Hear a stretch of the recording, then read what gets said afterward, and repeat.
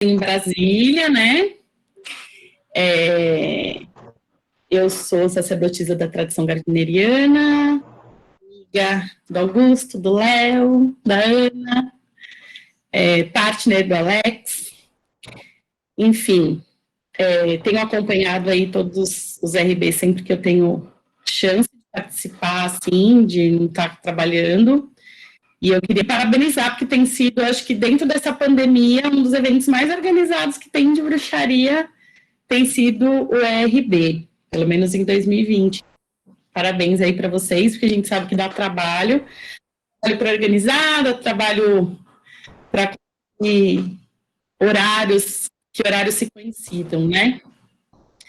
E aí, bom, a proposta hoje é que a gente converse sobre as deusas, três deusas mais importantes da séries de Eleusis, que seriam Perséfone, Deméter e Hécate, pelo menos as que a gente considera que são mais importantes ali dentro desse processo dos mistérios.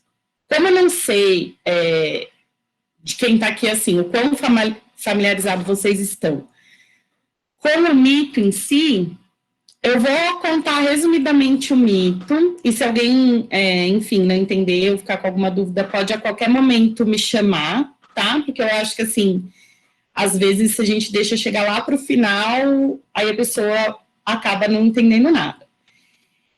A ideia era trazer as deusas e tentar compreendê-las, tanto nas relações entre elas, quanto nas relações com ideias mais modernas, que seriam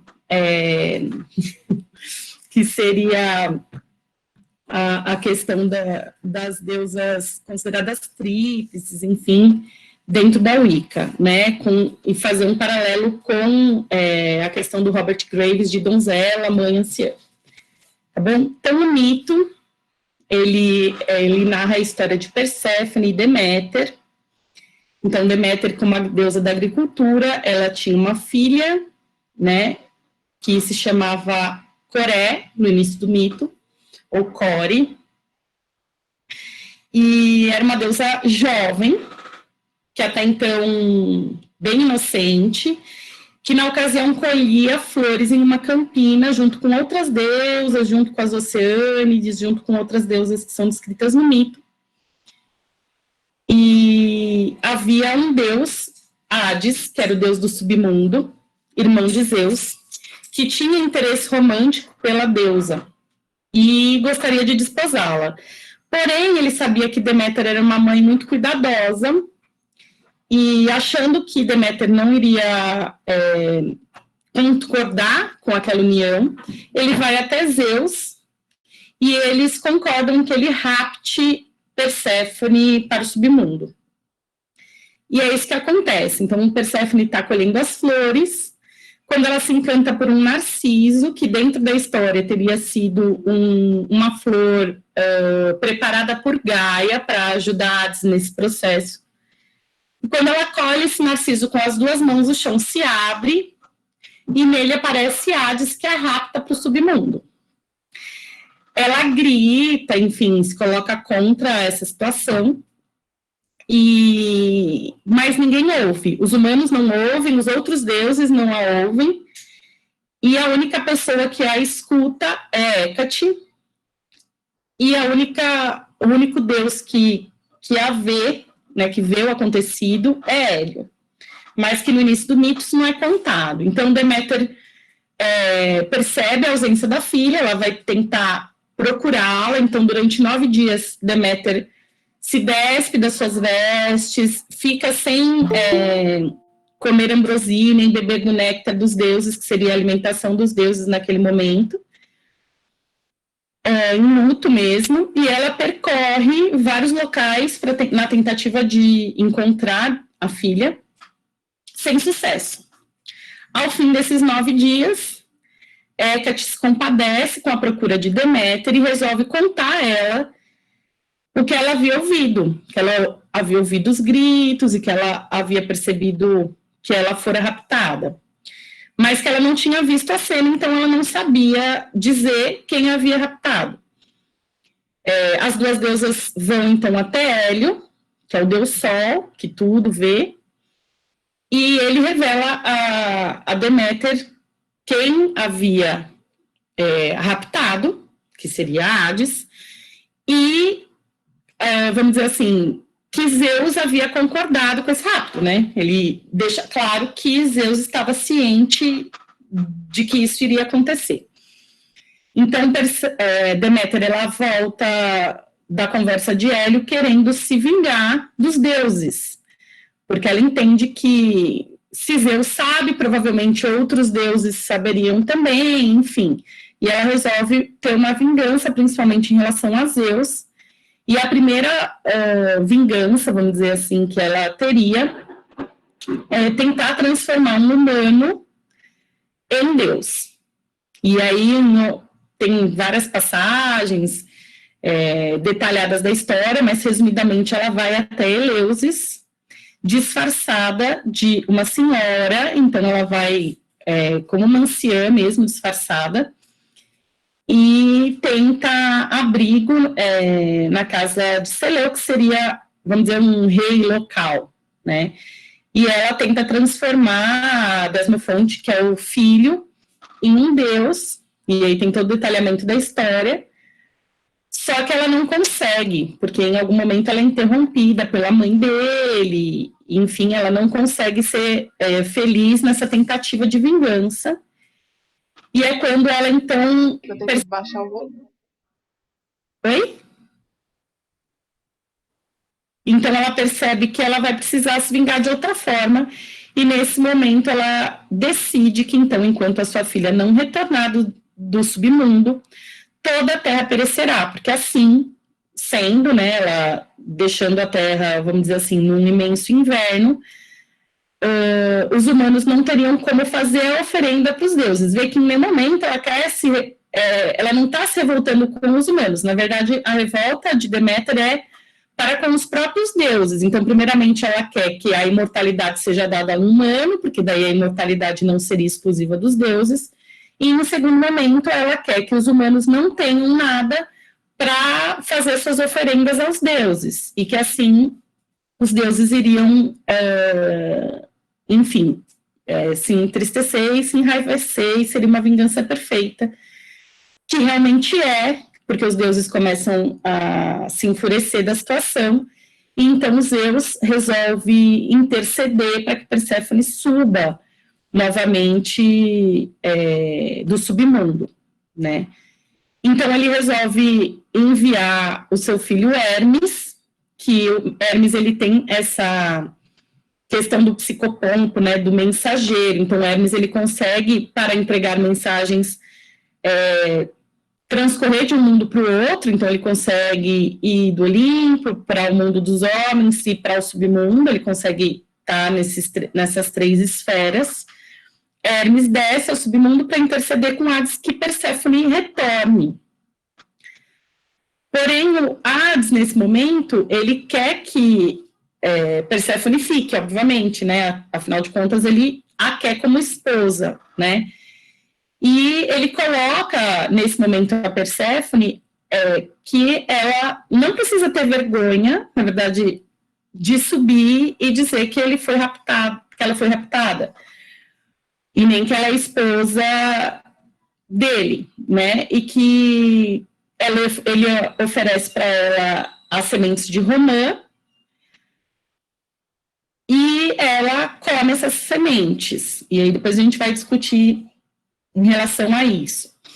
Então, quando ela sobe de volta, né, ele a leva de volta para sua mãe, ela conta que ela comeu essas sementes e, por tradição, enfim, pela lei, naquele momento, se ela tivesse comido ou bebido algo no submundo, ela ficaria ligada ao submundo, ela não conseguiria se desvencilhar dessa ligação. Então, fica decidido que 2/3 do ano, que seriam referentes a verão e primavera, Perséfone estaria em cima, né, fora do submundo, e que nesse momento a Terra seria fértil, e quando Perséfone voltasse para o seu marido no submundo, a Terra voltaria a perecer e seria o momento do inverno. E quem ficaria responsável, porque inclusive fica feliz quando Perséfone volta e tudo, e tem essas passagens no mito, quem ficaria responsável por essa trajetória dela, de ir e vir ao submundo, quem a acompanharia nessa trajetória seria a Hécate, né? Então fica tudo, termina dessa forma, né? Que existirá as estações e que quando o inverno acontecer, Perséfone voltará ao submundo. E aí, a partir desse mito, o que a gente queria discutir quais as faces, né, voltando agora, porque isso é um mito grego, lá na Grécia não era o Wicca, né, a gente estava falando de Wicca, a gente estava falando dos mitos gregos. Existem algumas porções do mito que são importantes para a gente entender hoje, vamos dizer assim, numa visão mais atual, de qual seria a representação feminina dessas três deusas, né? Qual a representação que ela teria para a gente nos nossos cultos hoje e que faces que a gente poderia perceber dessas deusas, vamos dizer assim, interpretando esse mito. Então, primeiramente eu vou falar de Perséfone, né? É interessante, eu acho Perséfone uma deusa super interessante, porque no início do mito, além de ela ter outro nome, e durante a descrição, pelo menos no hino homérico, a Deméter, que é onde mais descreve esse mito, né? Em nenhum momento você vê Deméter a chamando de Perséfone. Deméter sempre se refere a ela como Coré. E ela só é chamada de Perséfone a partir do momento que ela desceu ao submundo. É importante a gente lembrar que na Grécia, naquele momento, enfim, que essa história foi descrita, existiam os casamentos gregos, e os casamentos gregos, eles eram separações muito importantes da vida de uma mulher. Então, a mulher, ela era basicamente criada em casa, no ambiente domiciliar, e quando ela casava, existiam procissões onde ela era levada da casa da mãe para a casa do marido. Essas procissões, elas também aconteciam nos momentos de morte, então como se fossem nos enterros, né, que inclusive até hoje, até aqui no Brasil mesmo, tem muitos locais que tem essa peregrinação, vamos dizer assim, do corpo, né, sendo acompanhado até o enterro, né, sendo acompanhado aí por carros ou por pessoas. E existia na Grécia o casamento por rapto, que na verdade ele era uma forma de burlar, vamos dizer assim, ele era considerado válido, mas em geral as pessoas utilizavam o quê? Ou para burlar a questão do dote, enfim, e a donzela, ela tinha, vamos dizer assim, que se colocar como se ela tivesse se oposto a essa situação, né, como se tivesse sido um rapto forçado mesmo, como foi na história.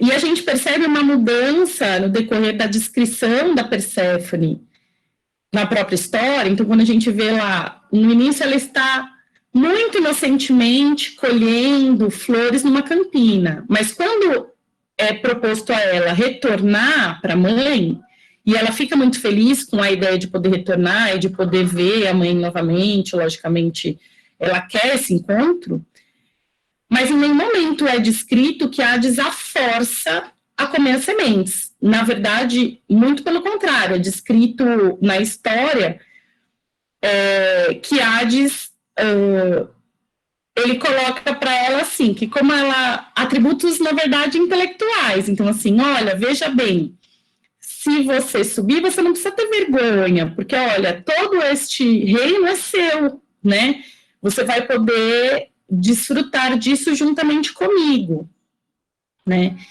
e ela decide por comer a romã, mas quando ela chega até Deméter, ela coloca para Deméter como se a situação tivesse sido forçada, como se Hades a tivesse forçado a comer essas sementes. Então, por aí você já vê uma mudança psicológica na deusa, né, que inicialmente é apenas a filha de Deméter, então ela inclusive nem tem atributos, ela é a filha de Deméter, para se tornar uma mulher, a esposa de Hades, a rainha do submundo, aquela que decide estar naquele reino. E que, se a gente for ver depois na história, mesmo em outros momentos, tem descrições, inclusive, que Perséfone ela muda aquele lugar, né? Que inicialmente era um lugar onde, vamos dizer assim, as almas estavam todas indiferente do que elas tinham sido ou não, e a formação dos Campos Elíseos, que seria, vamos dizer, algo semelhante ao paraíso, ali um lugar mais tranquilo, ela acontece depois que Perséfone desce ao submundo e se intitula rainha, né? Então você percebe uma mudança para nós, na visão moderna, vamos dizer, de um momento de donzela para um momento de mãe, porque a gente tem que lembrar que a donzela, ela não é virgem só do ponto de vista sexual, né? Mas é aquela inocência mesmo, aquela juventude, é o que nos remete a isso, a essa juventude, essa inocência, a esse período, vamos dizer assim, infantil, no caso dela, para uma mulher feita, alguém que decide seu próprio destino e que opta por estar naquele lugar, apesar de continuar sendo filha. Ela fica feliz em ver a mãe. Na verdade, eu acho que Perséfone, ela acaba ganhando com tudo isso, porque ela pode estar ao lado do seu marido e reinar, e ao mesmo tempo ela pode rever a mãe, né, de tempos em tempos. Se a gente for analisar por outro lado, Deméter, ela é uma mãe super protetora, então ela tinha uma filha ali que era muito submissa a ela, né? Então, sempre, até esse momento, você não tem descrições de Perséfone sendo uma deusa sozinha. Ela sempre está descrita juntamente com Deméter. Ou ela está nos mesmos lugares que Deméter. Ela é sempre uma filha mesmo, né? Ela nem tem um atributo dela mesma. Ela é a filha de Deméter. E, então, Deméter é aquela mãe muito super protetora que ela, se nós olharmos que Hades, na verdade, ele era responsável por, vamos dizer assim, 1/3 das coisas, né? Então, enquanto Zeus estava reinando sobre a terra, vamos dizer, né? Hades estava reinando sobre o submundo e Poseidon sobre o mar. Do ponto de vista de casamento, não seria um casamento ruim para Perséfone, né? Não é uma proposta ruim. Mas para Deméter porque ela está olhando isso como mãe, ela não quer que a filha vá para o submundo e não seja mais com ela. Mas no decorrer da história, a gente vê ela tendo transformações para o que hoje a gente encara como anciã. Então, tanto da maneira como ela se veste para procurar a filha, então em luto, né? Sem vaidade, então ela se despe de seus adornos, ela vaga como uma anciã e é descrita com essas palavras, né, no hino. Tanto quanto ela chega disfarçada em Eleusis, ela tem todos os atributos de uma velha senhora. Inclusive as funções que ela vai adquirir dentro daquela casa são funções de uma senhora, né, de uma pessoa mais velha, que seria essa função do cuidado com a casa, do cuidado com os bebês, que eram atributos que naquele momento eram feitos para senhora. E aí a gente vem para a figura que eu acho que sempre é uma figura questionada muito nos dias de hoje, que é Hécate, né, porque Hécate, no decorrer da história de Hécate, ela se tornou, vamos dizer assim, uma deusa pop, né? Hoje ela é muito conhecida e foi uma deusa que passou por várias transições. Mas especificamente nesse mito, né, no Mistério de Leus e no Inomérico a Deméter, ela não é vista como uma anciã. Na verdade, ela é vista como uma moça, né, como uma deusa jovem. Inclusive, ela mora numa caverna, e isso é que a liga ela poder ter essa escuta, né, da descida da Perséfone.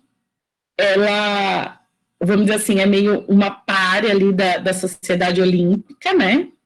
Ela está morando nessa caverna, e ela é descrita sempre, em diversos momentos, ela é descrita como a Hécate com seu véu brilhante. E se a gente se colocar lá na situação lá da Grécia, uma senhora não iria estar com um véu brilhante. Então, vários atributos que depois eu até queria mostrar alguns vasos e tal, para a gente poder ver esses atributos, eles não eram naquele momento, eles não eram atribuídos à Hecate, né? Então, mesmo as tochas, que hoje em dia a gente sempre vê representações de Hecate com tochas, com as duas tochas e tudo, quem carrega essas tochas no hino é a própria Deméter. Ela se despe da sua vaidade, ela carrega as duas tochas e Hecate a acompanha, né? E depois acompanha Perséfone. Mas em nenhum momento dentro do hino homérico Hecate é vista como uma anciã. Mas se a gente for pegar da história toda, né, ou pelo menos uma parte dela, eu acho que é interessante a gente ver essa questão de como Hecate era vista lá no hino, e que sem dúvida era um personagem importante ali, porque primeiro ela revela a Deméter, né, o que aconteceu com a sua filha, e depois ela acompanha a Deméter em todo o processo de busca, e quando Perséfone volta, né, retorna do submundo, ela fica feliz, ela, enfim, vai até as deusas e fica muito feliz com o retorno dela. Então, ela, sem dúvida, é uma personagem que está presente durante todo o mito. Se a gente olhar com os olhos que nós temos hoje, com a interpretação que nós temos hoje de Hecate, veja, não é a interpretação que era lá atrás do próprio mito, a gente pode imaginar assim, mas ela foi sábia, né? Sábia como uma anciã. Ela teve a sabedoria de acompanhar Deméter, porque assim ela se tornaria próxima dessas deusas e melhoraria, vamos dizer assim, a maneira como ela... isso definiria toda a trajetória dela pós esse acontecimento. Mas aí isso é uma interpretação livre dos dias de hoje, né? Que não é o que está ali na própria história. Então, a partir desse momento que Perséfone começa a transitar entre os dois mundos, Hecate começa a ter um papel principal e ela começa, então, a ser vista como essa, vamos dizer assim, donzela infernal que acompanha Hecate, que acompanha Perséfone. Mas, mesmo nesse momento, quando nós vemos a iconografia de Hecate, ela sempre é vista com vestes mais curtas, e aí sim ela porta tochas nessa travessia, né? Quando ela faz essas travessias de ida e vinda, e o carregamento dessas tochas, então, para acompanhar a trajetória de Perséfone, mas pensa que ela, essa intensificação, né, dessas qualidades infernais, às vezes traz para o mundo atual como ela ser uma deusa associada à bruxaria, e tem alguns momentos históricos mesmo, em outros momentos que não são esse momento do hino homérico, onde você tem ela realmente ligada à feitiçaria, a divindades infernais e tudo, e isso traz para os dias de hoje a nossa visão de Hecate como sendo uma deusa mais sábia, digamos, mas não é o que acontece lá no início, tá? Então, são momentos históricos diferentes, e o que a gente tem que pensar aqui é que a gente está vendo isso de um ponto de vista tanto histórico, né? Então, analisar o que era, o que estava escrito ali, quanto de um ponto de vista devocional. Então, de um ponto de vista devocional, eu posso enxergar em Hecate tanto as características de donzela quanto de anciã, mas não na interpretação do hino em si. E Hecate, eu acho que, pelo menos assim, do que eu conheço, e eu não sou historiadora, enfim, mas eu vejo que ela é uma deusa que, ao longo do tempo, ela realmente se transforma, ela vai adquirindo outros atributos. Então, por conta dessas, vamos dizer assim, qualidades infernais, que ela vai adquirindo durante o processo histórico, muitas, não sempre divindades, mas muitos personagens históricos, eles vão adquirindo características que, vamos dizer assim, não humanas, né, que estariam mais ligadas a essas qualidades infernais, que seria, por exemplo, o caso de Hecate, né, que tem aquela Hecate tricéfala. Na verdade, para aquele momento, para aquela, vamos dizer assim, para aquela civilização, isso era muito mais uma característica desses atributos infernais do que hoje, às vezes, a gente traz a característica de interpretação, que é uma interpretação muito mais moderna, que seria uma interpretação do Robert Graves, né, que seria de donzela, mãe anciã, e olhar essas estátuas, e olhar essas figuras de Hecate tricéfala como se ela interpretasse essas características de donzela, mãe anciã, mas que não é o que acontecia lá atrás. Eu acho que foi o Felipe que abriu a câmera. Você queria falar alguma coisa, Felipe? Não, foi um acidente. Não, eu estava limpando a tela, porque estava meio embaçado. Não, sem problema. E aí, conforme vai passando esses momentos históricos de Hecate, enfim, quando você chega lá em Roma, né, Hecate já é vista, assim, como essa deusa terrível e temível, né, ela já é acompanhada pelo cachorro, que também muitas vezes é representado como cachorro de 3 cabeças, né, que é o Cerberus, mas se você vê a mitologia em si, não a iconografia, porque geralmente nos desenhos ele realmente tem 3 cabeças, mas na mitologia, assim, é de múltiplas cabeças. Então, na realidade, eram múltiplas as cabeças, não eram 3, né? Então, não daria para falar assim, olha, até o cão lá tem 3 cabeças, e isso quer dizer... Não, a gente não pode interpretar dessa forma. A gente tem que interpretar da maneira como era vista essas criaturas de múltiplas cabeças, de múltiplos braços e tal, que eram características mais terríveis, vamos dizer assim, né, desse período. Então, isso é a primeira coisa. Eu vou ver se a gente consegue mostrar aqui, vamos ver se eu fui boa na aula, né, Augusto? Se a gente consegue mostrar umas imagens.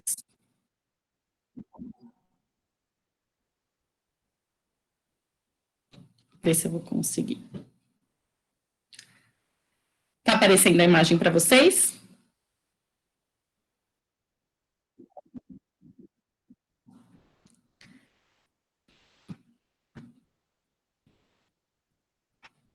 Agora acho que vai aparecer. Apareceu? Então tá. Aí eu trouxe algumas imagens que seriam a imagem de alguns vasos áticos, né, que eram vasos que são recuperados de Atenas, e tem vasos de vários deuses, mas eu trouxe, acho que se eu não me engano são 3 vasos, eu não sei o nome deles, tá? Mas que representam essas histórias que são repetidas lá nos mitos, né?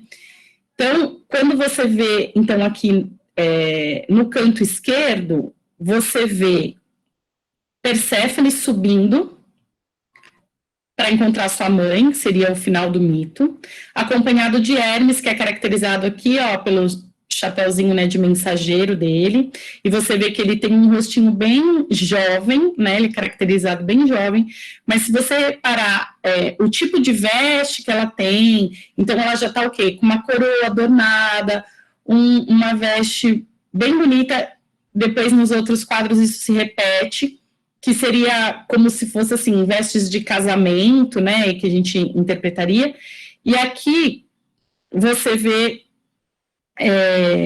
as 2 tochas, né, que na verdade são da própria Deméter, tá bom? Eu vou ver se eu tenho um close aqui. Tem um close tanto da tocha, você vê que é super bem desenhado, né, que a gente consegue ver até os foguinhos e tudo. E nessa outra imagem aqui, você vê bem a fenda, né, a fenda pela qual ela sobe do mundo dos mortos. Aqui tem uma outra cena representada, que seria a cena dela com Hades, e você vê que o tempo inteiro o quê? ela está com vestes bem, já que são vestes longas, vestes bonitas e longas, que já não traz mais a jovialidade, né? Que geralmente as jovens, elas eram representadas com vestes mais curtas, né? Sempre com o cabelinho muito bem arrumado, e eles fazem questão de detalhar. E aqui seria o momento da entrega da romã para Perséfone. E aqui tem um outro vaso, onde é a subida dela já na carruagem, né? E se você reparar, ela tá com vestes mesmo de casamento. Você repara que na iconografia que você tem até um véu, né? Um véu cobrindo o rostinho dela.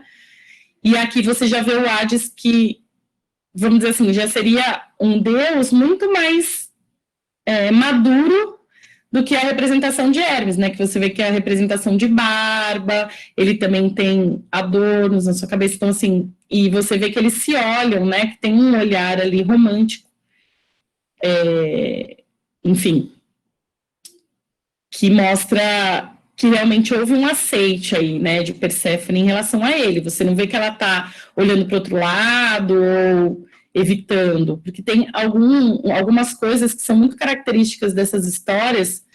E essa troca de olhares, ela é uma coisa que até hoje, né, existe nos dias de hoje, mas que eles acreditavam que, assim, era como era alcançada a alma de uma pessoa para outra. Então, essa troca de olhares deles é bem importante aí, é uma coisa importante dentro da iconografia.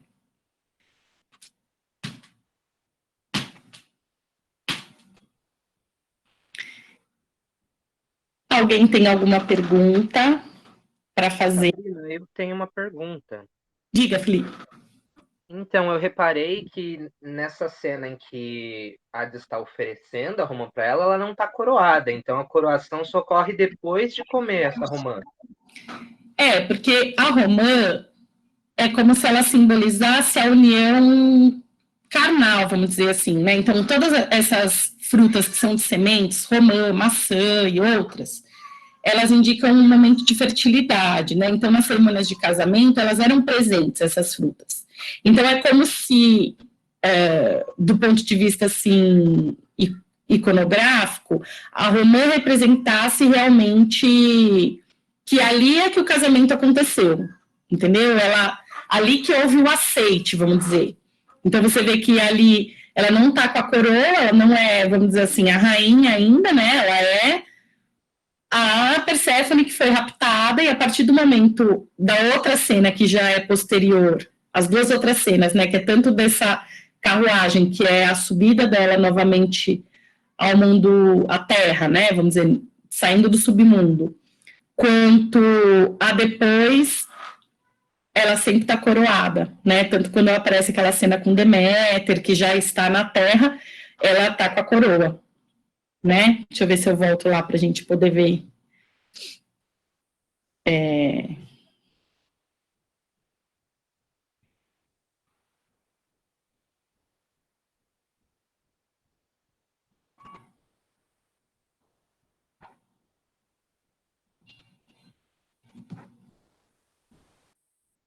Aqui, ó. Vamos lá. A cena da romã, apesar de ela estar toda bonita, ela não está coroada, né? Mas tanto na cena aqui, a gente até fica em dúvida se ela está coroada por conta do véu, mas você vê aqui a coroa, né? E aqui na cena aqui em cima, que ela já está com a coroa mesmo. Já é apresentada mesmo como rainha, né? Rainha do submundo, e que ela vai continuar. No fim, e existem outros tipos de interpretação, mas a tua dúvida foi sanada, Felipe? Foi sim, obrigado. Imagina. Existem alguns outros tipos de interpretação mais modernas, que se tratam das representações de atributos humanos, né? Então, que a gente tem, principalmente nesse... Deixa eu ver se eu acho o livro aqui que já tinha deixado mais ou menos. Em livros mais psicológicos, como esse aqui, depois, se quiser, eu deixo os nomes, mas que é a deusa interior, que ela vai falar de interpretações, vamos dizer assim, dos mitos femininos em relação às mulheres atuais, né? Se a gente pudesse pegar esses atributos, então Perséfone seria vista como uma mulher mais mística, né? E eles interpretariam essa descida ao submundo como uma descida nossa ao nosso subconsciente e essa esfera mais mística, né?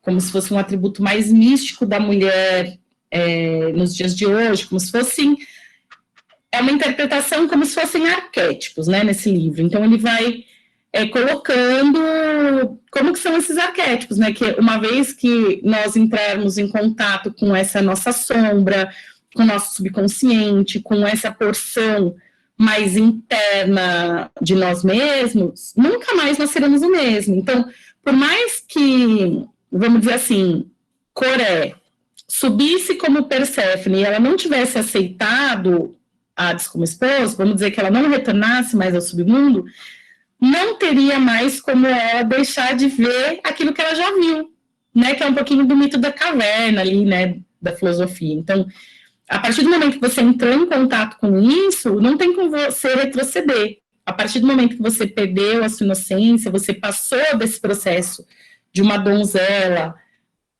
por uma característica mais de mãe, ou até de anciã, se você for ver que depois ela vai, no decorrer do tempo, né, Perséfone, ela assume essa característica de rainha do submundo, e ela é responsável por aquelas almas, então são coisas que normalmente uma jovem, ela não vai ter esse tipo de atributo, né, então esse livro ele fala mais dessas características se a gente tomar ela para o mundo de hoje. Então, quando que eu cultuaria Perséfone? Quando eu quiser entrar em contato com as minhas sombras, em contato com esse meu lado místico, quando eu quiser aceitar os meus processos, intensificar esses meus processos de ligação com os meus ancestrais até, né, dessa ligação com os mortos, de eu entender que existe, porque a partir desse mito é que é visto esse processo de morte e nascimento, ele fica mais intenso, né, antes desse mito, a gente, até vê em outras culturas, mas na cultura grega, antes desse mito, a gente não tem muito esse processo, é como se quem morresse, estivesse lá, morreu, e está lá no mundo dos mortos e pronto. E quando vem Perséfone, você vê esse ciclo se refazendo, né? Então, existem as estações, e aí, então, a Terra ela vai se renovando a cada ciclo, assim como nós, né, humanos, meros humanos aqui, nos renovaríamos também a cada ciclo, a cada momento da nossa vida, que a gente conseguisse ter esses ciclos de morte e renascimento sendo representado. Então, o culto a Perséfone traria isso, né? Traria esse movimento, esse ciclo, essa roda, que é o que a gente acredita hoje, né? Dentro da Wicca, a gente tem isso como um ciclo de morte e renascimento contínuo e eterno, né? Já Deméter, ela geralmente é cultuada nesse momento de fertilidade, ela é muito mais cultuada hoje em dia, né? Como uma deusa da agricultura, como uma deusa da fertilidade. Então, ela traria o quê? Traria a fertilidade à terra. E da mesma maneira como ela traz a fertilidade à terra, ela traria a fertilidade para as nossas vidas, né? De realização de projetos, de realizações pessoais. E nesse livro onde ele estuda mais o lado psicológico, ele traz, inclusive, assim, se eu tiver esse lado materno aflorado, provavelmente, quem é essa mulher Deméter, né? Vamos dizer assim, como que a gente percebe esses atributos em nós mesmos? Então, geralmente, vai ser uma mulher que ela cuida, ela tem esse poder de cuidado, e ela não cuida só dos filhos, porque eventualmente ela até pode não ter filhos, mas ela tem esse lado mãe mais aflorado, então ela cuidará dos amigos, ela cuidará das pessoas, das coisas ao redor dela, da casa, do lar, do momento. Então eu vou cultuar essa deusa para trazer esses atributos para mim, né? Para trazer esses atributos maternos, digamos assim, para a minha vida, esses atributos de fertilidade, enxergando mãe não como mãe, só mãe de uma criança, mas uma mãe no sentido de fertilidade, né? Então, quando eu quero fertilidade para a minha vida, uma boa deusa para eu cultuar é Deméter, né?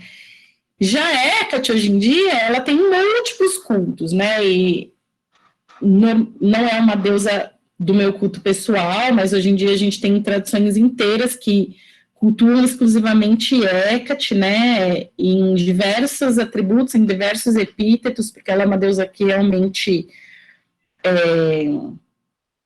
vamos dizer assim, tem essa modificação, e alguns desses cultos são feitos para esse momento mais anciã, nesse momento de sabedoria, mas muitos deles também são feitos para essa jovem indomada, que não tinha medo, né? Então, assim, que a escuridão que tinha que ter medo dela, não era ela que tinha medo da escuridão. Então, ela carregava as tochas e atravessava, né? A descrição, geralmente, de Hecate, ela vem com aqueles sons, né? Então, sons de gritos, sons dos cães ladrando. Então, ela tem essa figura mítica, né? Bem incorporada a essa deusa feiticeira, né? E deusa infernal. Então, mas existem outros atributos. Então, eu acho que hoje, se a gente trouxer Hecate para os dias de hoje, você pode ver a anciã, mas você também pode ter um culto a ela se você quiser se livrar dos seus medos, por exemplo, né? Porque ela não tem medo da escuridão, ela atravessa a escuridão. Ela atravessa mais de uma vez, e várias vezes, e várias vezes essa escuridão. Ela também é vista hoje como a deusa da encruzilhada, né? Não só hoje, no decorrer aí do mito de Hecate, ela vai se transformando nessa deusa da encruzilhada. E o que seria encruzilhada? Encruzilhada é aquele lugar que não é lugar nenhum, que ela está entre três mundos, né? Ela está nos três mundos, ela tem a chave para acessar todos esses momentos. Então, quando eu estou num momento de encruzilhada na minha vida, vamos dizer, né? No momento onde eu preciso tomar uma decisão de qual caminho tomar, Hecate seria a portadora da chave desse caminho, né? Então, a gente poderia cultuar Hecate nesse momento, né? Em momentos de decisões difíceis, em momentos onde eu tenho que ter sabedoria para decidir o meu caminho, nesses momentos de medo, para que eu consiga ter coragem para atravessar esses momentos difíceis da minha vida. E eu acho que hoje a gente vê Hecate como uma deusa múltipla aí, né? Que ela é vista em vários epítetos e de várias formas. Inclusive, eu acho que é uma deusa que pode ser explorada de vários momentos nos dias atuais, mas a gente tem que lembrar que lá atrás ela foi tendo essa transformação conforme foram passando os momentos, né, da história, e, enfim, ela foi modificando essa iconografia dela. Eu acho que é isso. Alguém quer fazer alguma pergunta ou quer que eu fale especificamente de alguma coisa? Porque eu vou atropelando, aí eu nunca sei se está sendo claro. Claríssimo, tá ótimo.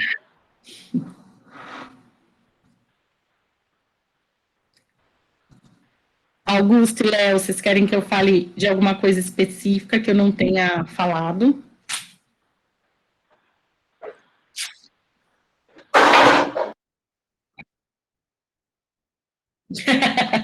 Porque eu acho que são muitos momentos, né? Mas eu acho que o que interessa para a gente hoje é a maneira como esses mitos, eu sempre acredito assim, o mito, ele é uma forma de nos mostrar coisas sobre nós mesmos. Inclusive tem alguns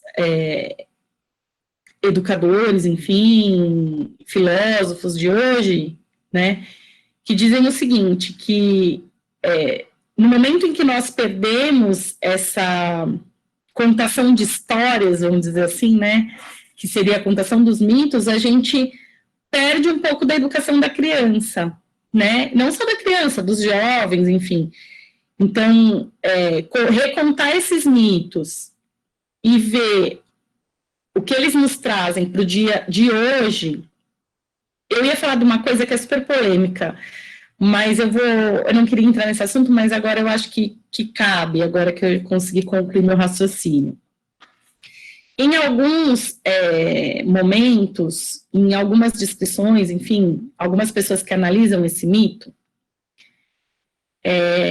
ao invés de tratar ele como um simples rapto, né, porque normalmente a grande maioria das traduções elas trazem como rapto de Perséfone, mas algumas pessoas mais modernas a tratam como estupro de Perséfone. E aí eu queria colocar uma coisa que eu não concordo com esse tipo de, vamos dizer assim, interpretação, que seria uma interpretação moderna da relação de que ela foi levada a fazer alguma coisa. Não porque, na teoria, isso não pudesse até ser visto como um estupro, certo? Porque você levou uma donzela ao submundo, você levou ela para quê? Para desposá-la. E a partir do momento que ela foi levada à força, na teoria, esse ato se consumou. Então, para os nossos dias, hoje, a gente podia olhar isso e falar assim, olha, aconteceu um estupro. Só que eu acho que seria muito menosprezo com o que a história nos traz, entendeu? É você olhar uma história que é tão rica de um ponto de vista muito único e que não vai te trazer tanta sabedoria, porque se a gente olhar a Grécia, ela traz não só a Grécia, outras civilizações, a gente fala muito de patriarcado hoje, mas a Grécia era extremamente patriarcal também. E para aquele momento, naquele momento onde a história foi escrita, o próprio casamento, ele poderia ser através de um rapto. E essa característica de estupro é uma característica que é vista hoje, mas que naquele momento ela não era vista assim. Então, eu acho que existe toda essa discussão, né, em geral, que é feita, vamos dizer assim, por grupos mais radicais e que olham a história com os nossos olhos de hoje, mas eu acho que se a gente for olhar a mitologia toda com os olhos que a gente tem hoje, a gente não vai tirar o proveito que a gente pode tirar das histórias, né? Porque se a gente começar a ver Zeus como aquela pessoa que tomava todas as mulheres e muitas delas à força, a gente não vai ver Zeus da maneira como ele tem que ser visto, e nem essas mulheres que foram tomadas à força, nem era como a esposa dele, nós não vamos dizer assim, tirar os ensinamentos que a gente deveria tirar dessas histórias. Isso não quer dizer que hoje em dia esse tipo de comportamento seria adequado. Obviamente que hoje em dia ninguém, pelo menos no Brasil, né, vamos deixar claro que é no Brasil, nós não conseguimos enxergar um casamento por rapto como uma coisa coerente e nem aceitável no momento atual. Eu só queria deixar essa coisa aí, só para a gente entender que quando a gente analisa fatos históricos ou escritas, vamos dizer assim, muito antigas, a gente tem que ver como era a escrita da época, né? E tentar analisar, se você for analisar assim, o hino homérico verso a verso, você vai ver que as descrições são detalhadas e elas se repetem, porque normalmente esses hinos, eles eram feitos para serem declamados, eles não eram hinos para serem lidos como a gente lê hoje, que, eu tenho um livro, eu vou lá na minha casa e eu leio. Eles eram feitos para serem declamados em momentos públicos e para que aquelas pessoas pensassem naquela história como um modo de ensinamento, né? Então, acho que é uma coisa que a gente tem que tomar cuidado, que é a mesma coisa que acontece, às vezes, em a gente pegar uma estátua ou qualquer iconografia e tentar só deixar lá alguma percepção muito moderna, sem entender do porquê que ela acontece, né? Sabrina, eu também acho que a gente tem que ter um olhar com o contexto da época. E a época, realmente, a Grécia era patriarcal, Roma também era patriarcal. Então, os casamentos, eles eram arranjados também. Sim. Então, Hades foi lá e arranjou o casamento deles com Zeus. Então, tá tudo certo. Dentro do contexto da época, estava tudo tranquilo, só não combinaram com a mãe dela, né? Sim. Então, Hades foi lá, né, e raptou Perséfone, assim, com o consentimento de Zeus, com o pai de todos. Então, tá tudo certo. Hoje a gente pode achar isso estranho, mas para a época, que era uma época de casamentos arranjados, era a coisa mais normal. Sim, se a gente olhar, vamos dizer assim, na ótica de Zeus, que não é a ótica que é o foco aqui, né, hoje, nesse momento, mas se a gente olhar pela ótica de Zeus, para ele era ótimo, porque Zeus não podia adentrar o submundo, porque o submundo, ele pertencia a Hades. Então, quando ele pega uma filha e deixa ela desposar Hades, e principalmente quando ela retorna com essa questão de ter comido, né, a romã e realmente ter contextualizado, aquele casamento realmente existiu, ele foi confirmado, ele começa a ter essa possibilidade de comunicação com o submundo que até então não existia, né? Zeus estava aqui e Hades estava lá, né? Eram mundos separados e Perséfone, além de tudo, eu acho que o que mais fica para mim quando eu leio esse hino é o momento em que Hades faz a proposta para ela, no sentido assim, ó, você pode retornar, né? Olha, estão te chamando, você pode ir.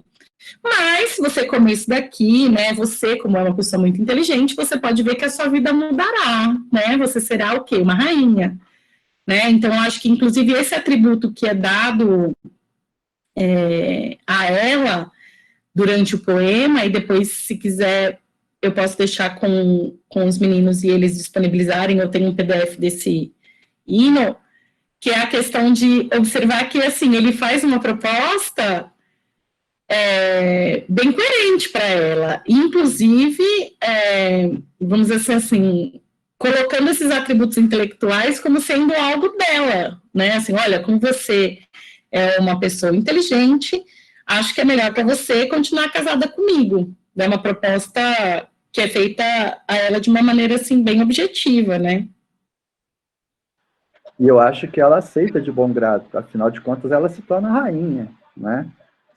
Sim, Aqui no mundo normal ela é uma deusa, no sim. submundo ela é a rainha. Então você não vê no mito também nenhum tipo de desespero a partir dela, né? Tem desespero da mãe, mas ela não.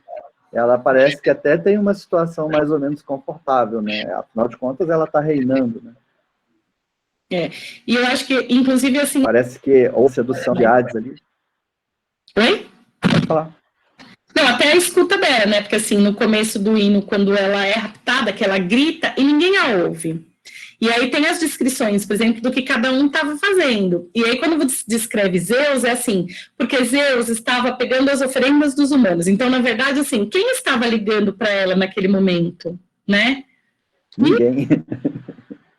Ela estava lá lindamente numa campina e ninguém percebeu, inclusive as pessoas que estavam à volta dela, que ela desapareceu. Então ela se torna de uma figura ali que era praticamente invisível, que era, vamos dizer, até subjugada ali pela mãe, né? A mãe era Deméter, a deusa da agricultura, e ela era Coré, a filha de Deméter, para ser uma pessoa, para modificar inclusive seu nome, né?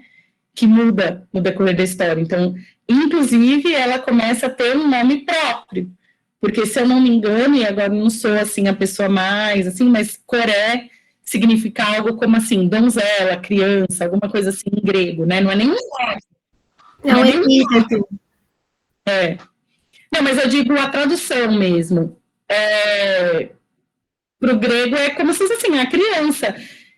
Não é, né, que é diferente. A visão que você tem dela quando ela desce e quando ela retorna são visões completamente diferentes de amadurecimento, né?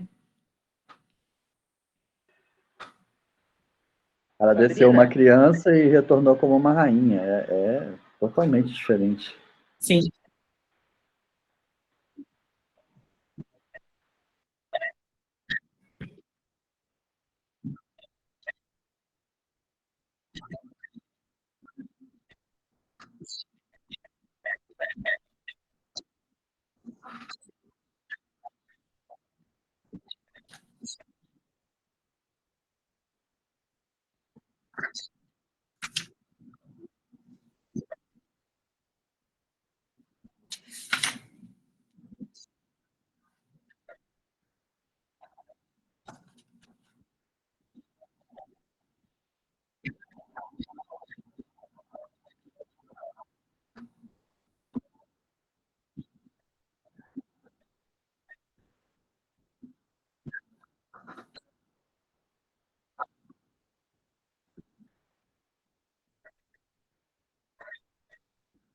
Uhum.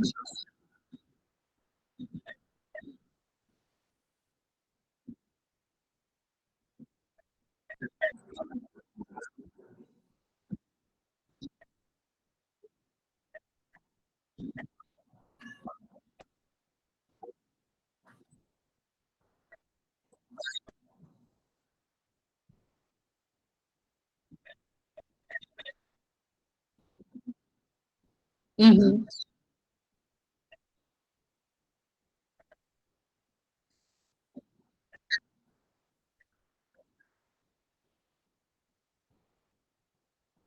Sim,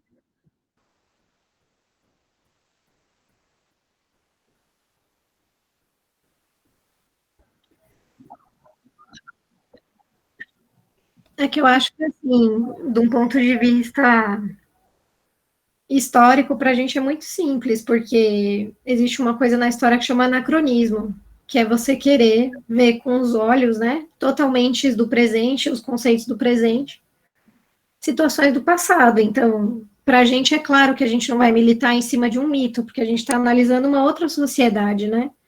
Mas eu acho que talvez quem não lide com esse tipo de conceito é mais difícil, que é isso que o Augusto está falando, né? Porque também tem uma questão nos mitos que eles falam de uma camada muito mais profunda da mente humana do que o nosso conceito de história consegue abarcar. Então, quando a gente está falando no mito, mesmo a história, quando ela surge lá na Grécia, quando ela né, com Heródoto e depois quando ela vai para Cícero em Roma, a gente não está falando da história como a gente conhece hoje, né? E nem dos mitos como a gente conhece hoje. A gente tem uma oposição muito grande entre mito e história, entre mito e logos, no sentido de que o mito ele é uma inverdade, né? Ele é totalmente simbólico e tudo mais. Mas tem que pensar que mesmo a história, quando ela surge nesses lugares, a história era a mestra da vida.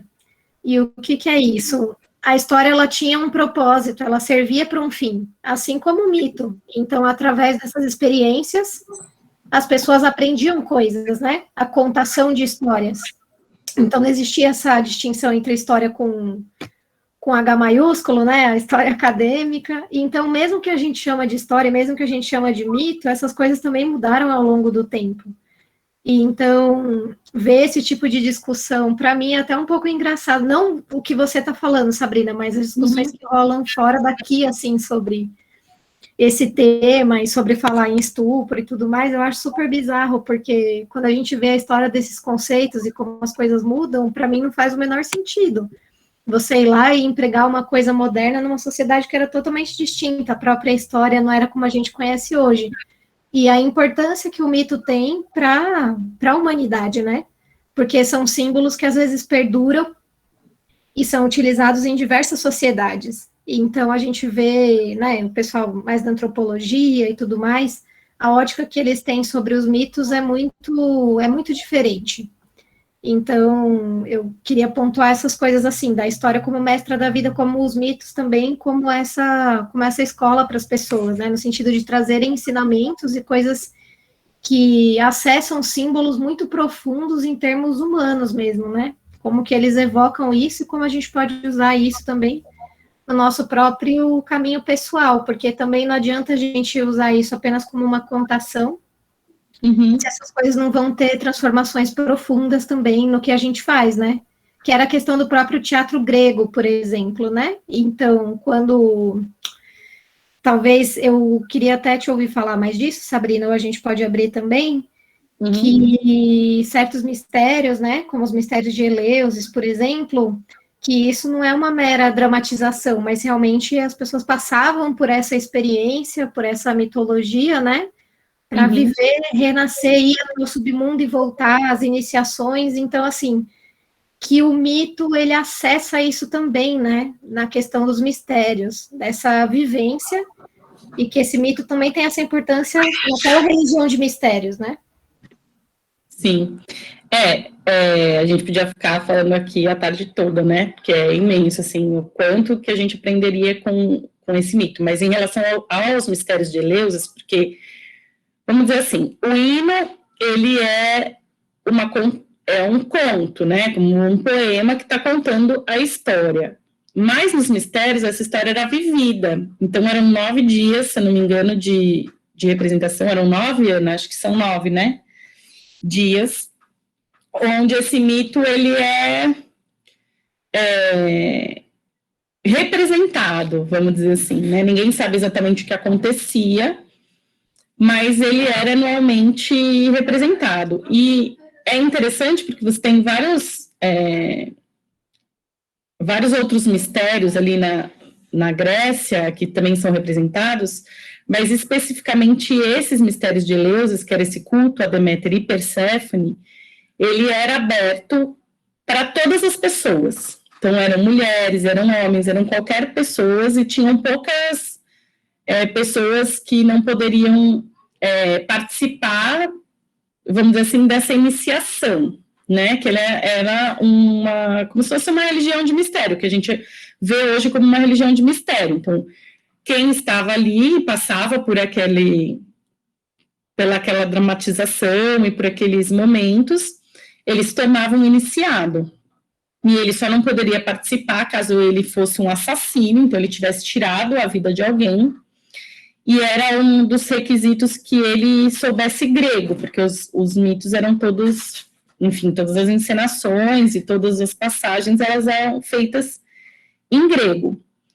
E a ideia é que não era simplesmente contar, ninguém ia lá te ensinar qual que era o acesso seu àquele aprendizado, mas eles acreditavam que você tinha que vivenciar aquela experiência, e que através da sua vivência daquela experiência, você teria o acesso aos mistérios, né, que seria o seu acesso ao divino. Naquele mito especificamente, no Mistérios de Eleusis, ele tinha essa duração de vários dias, e a pessoa poderia vamos dizer assim, iniciar em vários graus. Então, quando ela retornava, num segundo momento, ela participava de situações em que, num primeiro momento, ela não participava, né? E aí dá até para a gente, se um dia quiser, a gente pode marcar para falar especificamente dos mistérios de Eleusis. E, enfim, tem essas descrições bem importantes do que acontecia em cada dia, do que era feito em cada dia. Não tem descrição completa de tudo, porque como eram ritos mistéricos, eles eram passíveis de punições para quem os revelasse o que acontecia dentro do telestério, ali dentro daquele lugar onde eram feitas as encenações, enfim, onde era vivenciado o mito. Inclusive, era condenado à morte quem revelasse esses mistérios. Mas é super interessante, assim, essa visão de que isso tem que ser vivenciado, e que a vivência daquele mito, a vivência daquele processo modificaria a maneira como a pessoa se apresentaria, e para eles, naquele momento, tinha a ver com essa, inclusive, modificação do que aconteceria para essas pessoas no pós-morte, né? Que até então não era uma coisa tão falada, e que a partir desses mistérios eleusinos, eles começaram a entender esse pós-morte como algo que acontecia, e as pessoas tinham esse acesso através dos mistérios. Acho que mais ou menos isso, né, Ana? Quer acrescentar alguma coisa? Não, era mais essa questão mesmo da experiência e da importância do mito mesmo, não como uma história, como uma contação, mas realmente com essa capacidade transformativa, né? Então, que para essas sociedades não era a mesma coisa. Então, elas viviam essas religiões de mistérios, pelo menos, né? Mais próximos ali do século I, e que tinham essa relação direta entre os mitos e o que a gente chama de teatro, né? Mas mesmo o teatro era uma outra concepção também, que você estava atualizando aquele mito através do rito, né? Então, você estava fazendo aquela ritualística para você atualizar aquilo que foi contado no passado. Então, você estava realmente vivenciando. Então, a gente tem que olhar esses mitos também sobre essa perspectiva, e não somente de uma história, só de uma história edificante, digamos assim. Também tem são níveis de camadas que a gente pode acessar através dos mitos, e essas sociedades viviam isso de uma maneira muito intensa, e que a gente pode experienciar também dessa forma hoje em dia, ao invés de uma coisa simplista do tipo de falar do estupro de Zeus, né? Acho que é muito simplista encarar dessa forma, assim. Era isso que eu queria falar, Sá, mas valeu por ter falado também dos mistérios aí.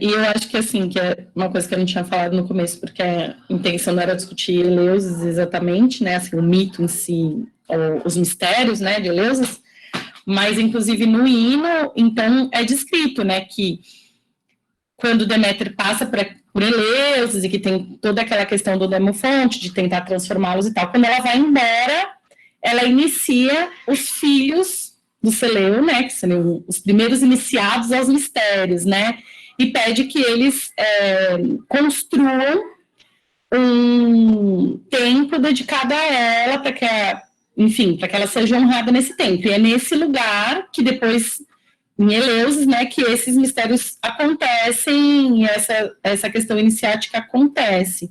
Então, na verdade, o hino ele vem meio que explicar da onde que surgiu isso, né? Quando que iniciou, foi lá nessa história, quando aconteceu tudo isso, então a partir daquele momento, a própria deusa inicia os primeiros iniciados dela, Triptólemo e os irmãos, para que eles continuem o culto das duas deusas todos os anos, né, super bonito, assim, é uma intercessão direta, né, da deusa com eles, para que eles continuem, vamos dizer assim, ensinando esses mistérios para aqueles que tiverem interesse em aprendê-los, né.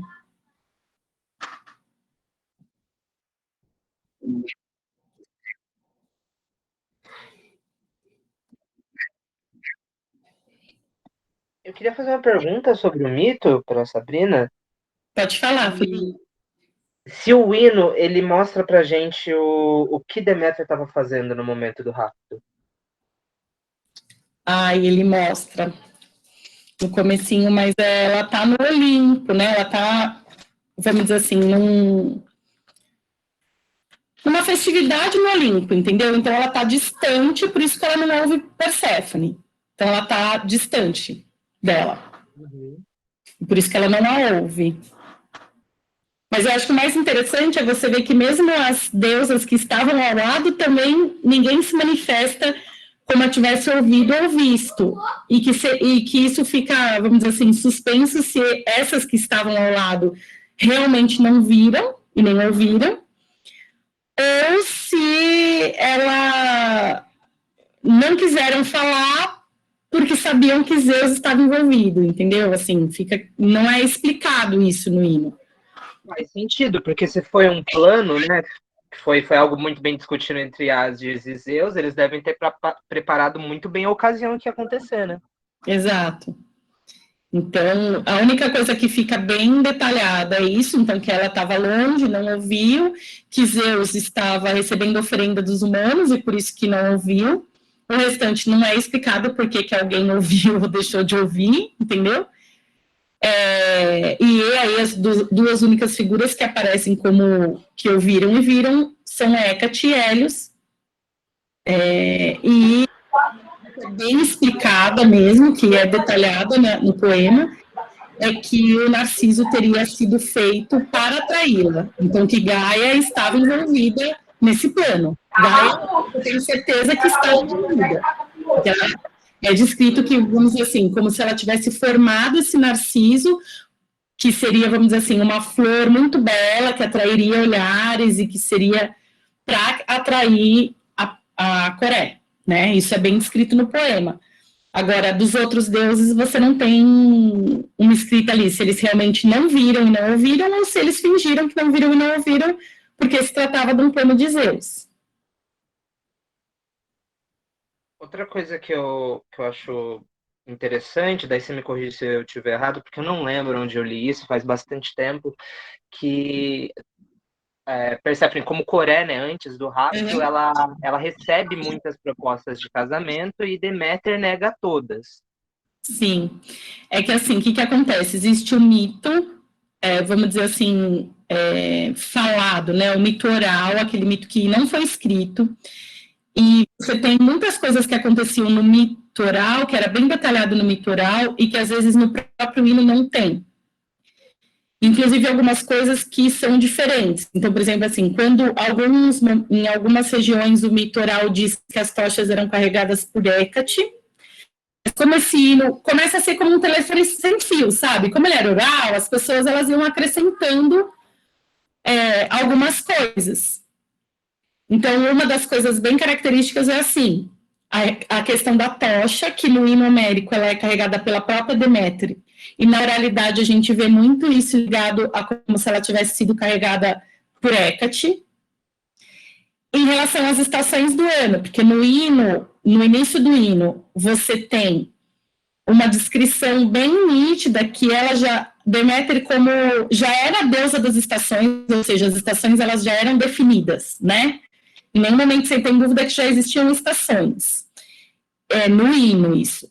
E no final do hino, apenas é determinado que ela desceria e subiria em determinadas estações, e não ela como sendo, vamos dizer assim, a causa de existirem aquelas estações. E já no mito oral, muitas vezes ele é descrito como se a descida e a subida é que determinasse as estações, entendeu? Então, em todos os mitos gregos, assim, tem muita coisa que às vezes tem, tipo isso de ela ter recusado. Então, tem em muita tradição oral que vai falando que ela já tinha tido muitas propostas e que Deméter tinha negado todas. Mas que eu me lembre, porque eu também não sou uma super estudiosa do hino, né? Eu só gosto. Eu não me lembro de no hino ter isso escrito, mas eu vou até olhar, que eu estou com ele aqui, e a gente logo vai saber, porque isso é bem no comecinho que ele coloca. Mas eu acho que não, ó, porque ele já coloca assim, ó, Deméter, aí coloca lá a descrição dela, de quem ela é filha, tal, mas não coloca nada escrito, não tem, tá? Assim, que ela já tivesse negado outras coisas. Mas na tradição oral, sim, e as duas são válidas, entendeu? Não importa o que está só escrito no mito e nem só o que está na oralidade, até porque a tradição oral lá, ela era muito mais frequente do que o que estava escrito. Porque lembra que a gente conversou que eles não tinham esse hábito de ficar lendo o tempo inteiro. Os mitos, eles viviam pela oralidade. Sim, faz sentido. E, de qualquer forma, isso reforça a ideia de uma escolha por parte da Perséfone em se casar e se tornar rainha. Porque antes ela não tem poder para negar ou aceitar os pedidos de casamento. Só no momento que ela está longe dessa super proteção da mãe dela, que ela, opa, peraí, eu tenho como decidir por mim se eu quero ou não o que está sendo oferecido para mim agora. Sim. E é super interessante, porque assim, esses hinos, a gente fala hinos homéricos, mas na verdade eles não são escritos por Homero, eles só têm características métricas como as de Homero, entendeu? Na verdade, os hinos, ninguém sabe exatamente quem os escreveu. Então, se eu não me engano, não sei se são 33 ou 36 hinos que foram reunidos, que foram achando, entendeu? Foram achando os papiros. Se eu não me engano, o de Deméter, ele foi achado, tipo, num estábulo na Europa, sabe assim? Acharam e foi atribuído a essa época, mas eles não eram a única forma que existia de registro. Na verdade, o registro oral, ele era muito, muito mais importante. Depois você tem descrição de outros hinos, que são os hinos órficos, que daí eles são outra coisa, mas aí quando a Perséfone aparece nos hinos órficos, já como assim, a mãe das fúrias, a rainha do além-túmulo, ela já, como ele é posterior em datação, ela já aparece com todas essas características da rainha do submundo já, né? Ela não aparece mais com essas mesmas características dos hinos homéricos. São momentos históricos diferentes, né? Daí a Ana talvez consiga ajudar nisso, assim, eu não sei quantos anos passaram entre um e outro, mas eu sei que é uma datação.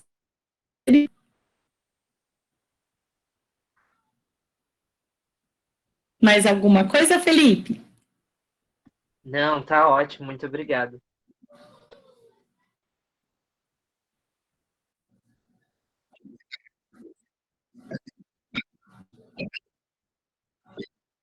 Ai, ai, ai.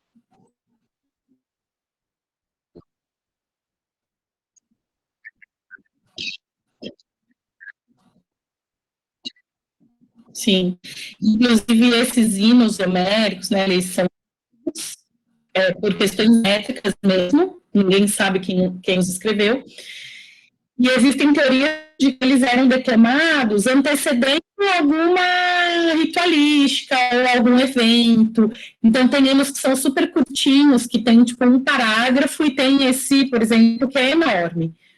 Tem algumas pessoas que defendem que todos eles deveriam ser declamados em alguns momentos desses, assim, momentos importantes, mas existem algumas pessoas que declaram que os 4 grandes, e o de Deméter, né, é um, que provavelmente ele não deveria anteceder alguma coisa, porque ele é muito longo, então provavelmente ele era alguma coisa que era feita por ele mesmo, mas ninguém sabe dizer ao certo, assim, mas o que é? O que era? Quando que se declamava isso? Não tem um registro assim, este hino foi declamado na abertura de tal coisa. Não tem, não existe. São só coisas que se deduzem a partir do estudo ali daquela sociedade, né?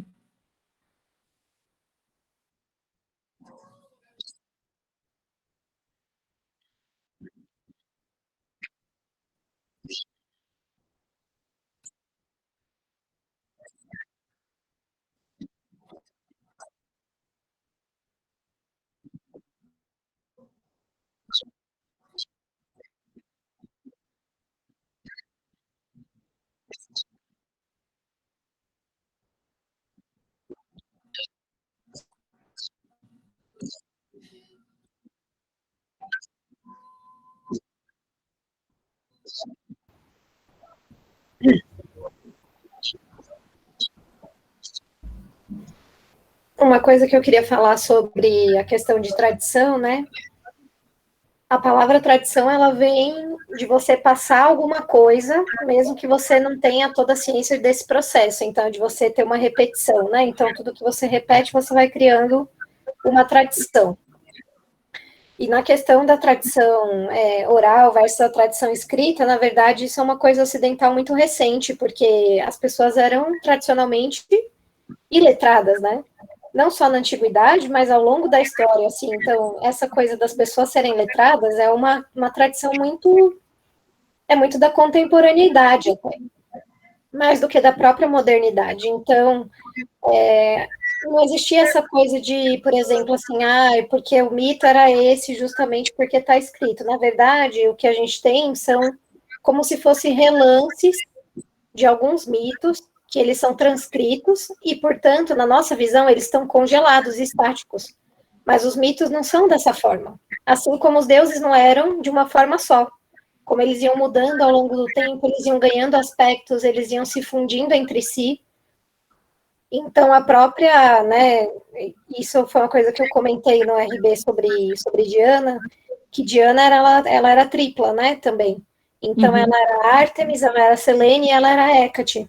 Porque em determinado momento, né, Roma tem essa anexação grega, digamos assim, dos domínios, e Diana, que antes era uma deusa só dos bosques, ela passa também a ser uma deusa lunar, e ela começa a adquirir características gregas, né? Que eram das deusas gregas. Então, essas coisas são muito mutáveis, mas de uma certa forma, os mitos eles nunca têm uma forma que é a forma correta. E isso aponta para as regionalidades, porque também quando a gente fala, os gregos, não existiam os gregos, gente, eles nem se reconheciam dessa forma. Eram aquelas cidades que eram, tipo, super independentes entre si, politicamente, e até socialmente se organizavam de formas distintas, se você for ver o que era Atenas, né? E o que era outras cidades gregas, elas eram totalmente distintas do ponto de vista social. Então, que papel as mulheres tinham, quais eram os deuses cultuados ali. Então, não existe um panteão grego, ou uma política grega, ou a sociedade grega. Então, não existem os mitos gregos também. O que existe, né, são versões que são muito semelhantes, porque a história mostra que a sociedade interagia ao mesmo tempo de maneira privilegiada, criando uma cultura comum, que a gente conhece como cultura grega, né? Que são esses aspectos compartilhados ao longo de muito tempo da história. Mas sempre vão existir diversas versões dos mitos que vão falar sobre os regionalismos, mas o núcleo duro dos mitos, o que é importante, né? Que é a questão do rapto, a questão da transição das estações. Então, se vai justificar por que as estações mudam, ou se a Perséfone só vai naquelas duas estações definidas, não é tão importante quanto existir duas estações, percebe? Então, a gente pode ir reduzindo o mito para essas camadas mínimas, assim, né? Mas isso é muito importante a gente ver que aquela sociedade não era única, e, portanto, os mitos também não iam ser. É que a gente tem um mito congeladinho lá, que foi essa tradição escrita que passou e foi recompilada lá na Idade Média, né? Porque quem redescobriu, digamos assim, todos esses escritos gregos que ficaram perdidos durante muitos séculos, e foi o que chegou a gente até hoje, mas vão ter diversas versões que a gente vai conhecer, né? E que a gente pode entrecruzar para pensar quais são os elementos mínimos desse mito. É que eu acho que não é tão diferente de quando a gente conta uma história hoje, sei lá, para os nossos filhos, né? Você vai contar lá, a Branca de Neve. Cada um vai contar de uma maneira. Se a Disney for contar, ela vai contar de uma maneira. Se outra pessoa for contar, né? Se você vê as histórias lá dos irmãos Grimm, eles eram contos muito mais sombrios do que depois o que eles se tornaram com a Disney os recontando. Mas a estrutura central do conto, ela é mantida, né?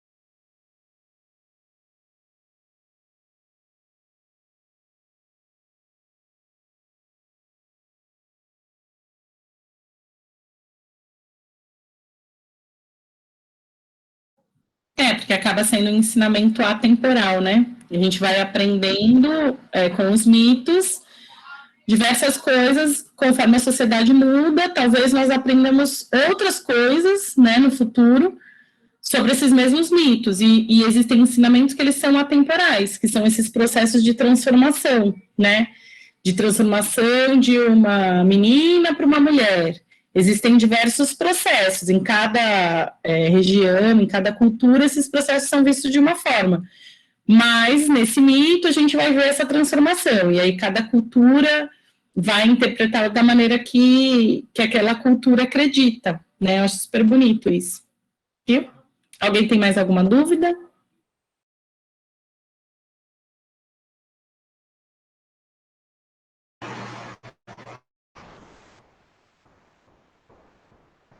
Eu acho que foi perfeito. Foi ótimo. Não, né? Porque tem tanta coisa, mas assim, acho que deu para explanar bastante. Depois, se alguém tiver também, quiser comentar alguma coisa, depois me procura e a gente pode tentar tirar alguma dúvida que tenha ficado.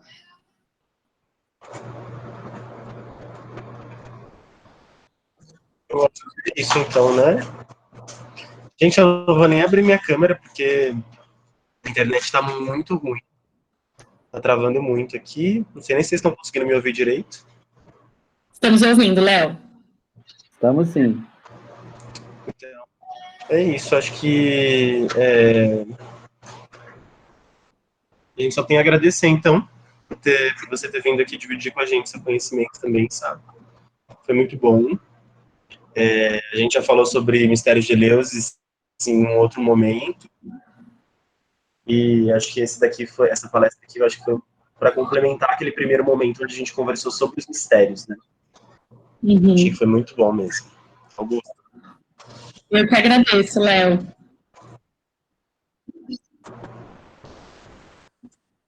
Então é isso, gente.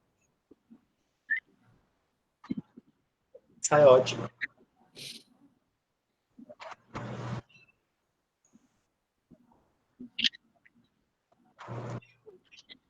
Gente. A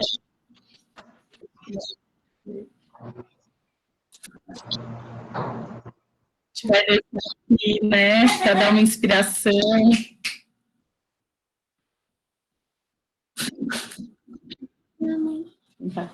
Acho que tem uma pessoa que fala um oi aqui, né?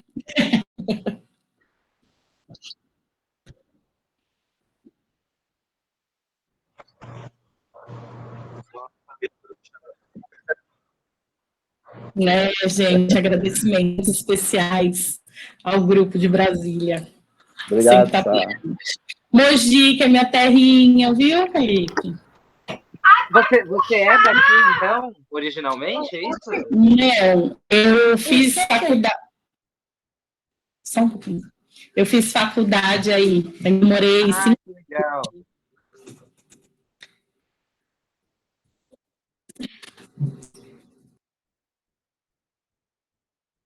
Sassá foi ótimo, os meninos foi ótimo, adorei. Aprendi bastante, Sassá. Amei. Obrigada, Ana. Gente, agradeço a todos vocês por ficarem escutando, viu? Porque no final a gente sempre ultrapassa 1 hora, normal. Mas acho que é isso, né? A intenção do RB é ser um encontro, é ser uma troca, e eu acho que a gente sempre aprende um com o outro, e é super bacana isso, viu? Obrigada. Mas aqui